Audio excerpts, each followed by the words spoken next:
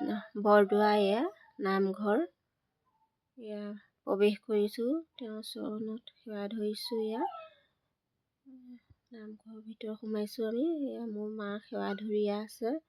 ইয়াতে আমি দক্ষিণা ভাগ দি মূৰটো ধুৱাই লৈছোঁ আগধৰিতে, বন্তি পিছতহে জ্বলাম। আৰু এয়া মোৰ বাইদেউ, এয়া ভিতৰৰ অংশ ৰাজগোপিনী। এয়া মানুহ সমাগম হৈছে, ৰাতি থকা আলহী। ৰাতি থাকিব, ইয়াতে থাকিব। আৰু এয়া ভিতৰৰ মেইন আসন ভাগ আপোনালোকক দেখুৱাইছোঁ সম্পূৰ্ণভাৱে ওচৰৰ পৰা।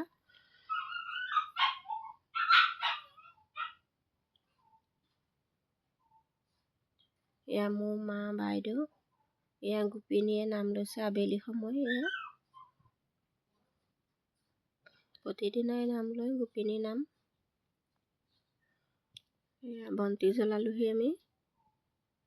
বন্তি জ্বলাই তাৰপিছতহে অন্য চিন্তা আৰু। তেওঁৰ চৰণত মূৰ দোৱাই ল'লোঁ, ফাকু নিৰ্মালি গ্ৰহণ কৰিলোঁ।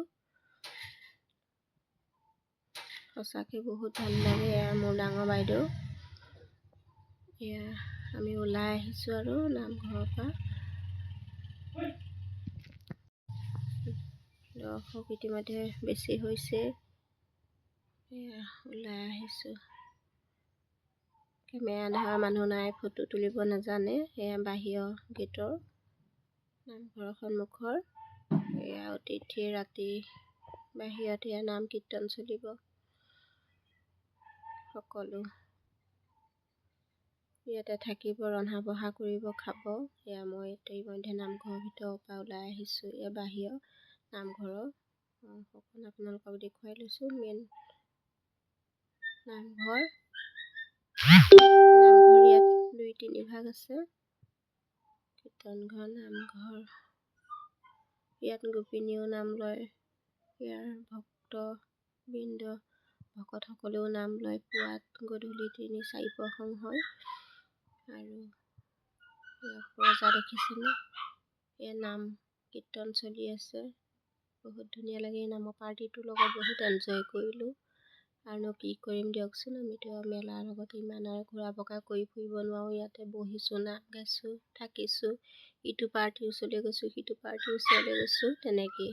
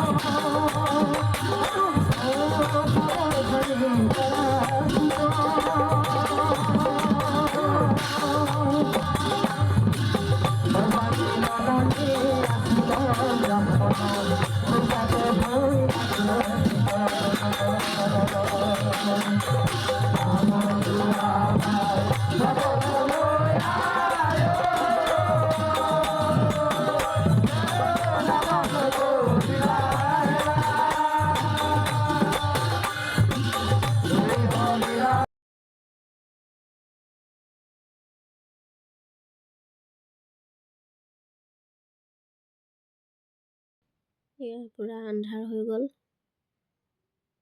এতিয়া বহুত পাৰ্টিৰ নাম গোৱা আহি আছে। বাই।